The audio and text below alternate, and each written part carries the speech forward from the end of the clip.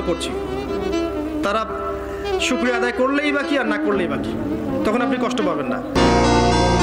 তার অভিশাপ কখনো নেবেন না, কেননা পিতামাতা দোয়া করলেও কবুল, বদদোয়া দিলেও আল্লাহ তাআলা কবুল করে নেন।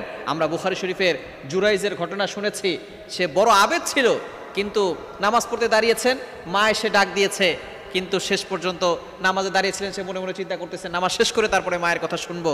নামাজ শেষ করে দেখেন মা চলে গেছে, আবারও আসছেন, আবারও নামাজে ছিলেন, আবারও দরজা খুলে দেখেন মা চলে গেছেন। এভাবে তিনবার ডাকার পরে মা বদদোয়া করে দিয়েছেন, আজকে তুমি তোমার মায়ের কথা শুনলে না, একজন খারাপ নারীর সাথে দেখা না হয়ে তোমার মৃত্যু হবে না। শেষ পর্যন্ত একজন পতিতার নারী, সে তাকে ফাঁসিয়ে দিয়েছিল এবং আল্লাহ পাক রব্বুল আলামিন তাকে সেখান থেকে হেফাজত করেছিলেন।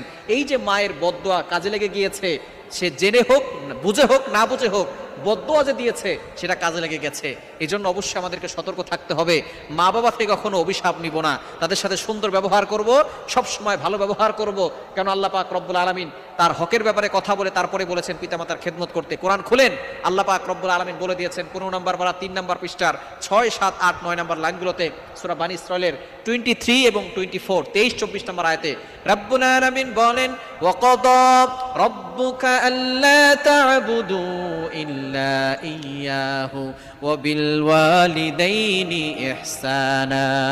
আল্লাহ পাক রব্বুল আলামিন প্রথমে অর্ডার করে দিয়েছেন, ফয়সালা করে দিয়েছেন, আল্লাহ তা'বুদু ইল্লা ইয়্যা, আল্লাহ ছাড়া কারো ইবাদত করা যাবে না। ওয়া বিল ওয়ালিদাইনি ইহসানা, তারপরে যে আদেশ আল্লাহ দিয়েছেন, গুড ডিলিংস উইথ প্যারেন্টস, পিতামাতার সাথে ভালো ব্যবহার, গুড বিহেভিয়ার উইথ প্যারেন্টস, আপনার পিতামাতার সাথে ভালো ব্যবহার করবেন। সুতরাং তাদের অভিশাপ কখনো নেবেন না, তাহলে আপনার জীবন শেষ হয়ে যাবে। নাম্বার 2, দ্বিতীয় নাম্বার হচ্ছে মাজলুম ব্যক্তির বদদোয়া আল্লাহ তাআলা কবুল করে নেন। কখনো কারোর উপর জুলুম করবেন না। অসহায় যে সকল মাজলুমগুলো আছে তাদের অভিশাপ কখনো আপনি নেবেন না, তাহলে কিন্তু আপনি বিপদে পড়ে যাবেন। এবং 3 নাম্বার হচ্ছে ভিক্ষুকের বদদোয়া নেবেন না। ভিক্ষুক যদি আপনার উপর অভিশাপ করে ফেলে, আপনার হাতে এখন গাড়ি আছে, বাড়ি আছে, কোটি কোটি টাকার সম্পদ আছে, যে ভিক্ষা করছে, আল্লাহ পাক রব্বুল আলামিন তাকে কোটিপতি বানিয়ে আপনাকে ফকির বানাতে 1 সেকেন্ড আল্লাহ সময় লাগবে না। আজকে আপনি অহংকার করছেন, দাম্ভিকতা দেখাচ্ছেন, একজন ভিক্ষুক আপনার গাড়ির সামনে, লক্ষ টাকার গাড়িতে আপনি চলেন, ভিক্ষুক এসে বলে আমাকে 10টা টাকা দেন, আপনি 10টা টাকা দিতে পারেন না, তার সাথে খারাপ ব্যবহার করেন। আজকে সে যে থালা নিয়ে বসে আছে, এই থালা আপনাকে ধরিয়ে আল্লাহ তাআলা,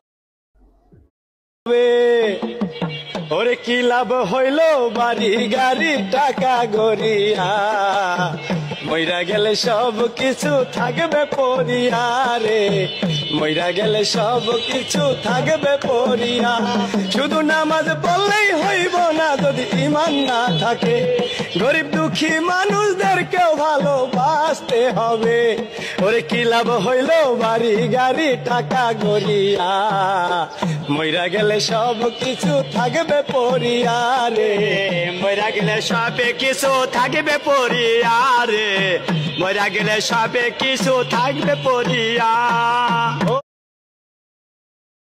কতটা ভালোবাসি জানি না, তবে হাজারো ব্যস্ততার মাঝে শুধু তোমার কথাই মনে পড়ে।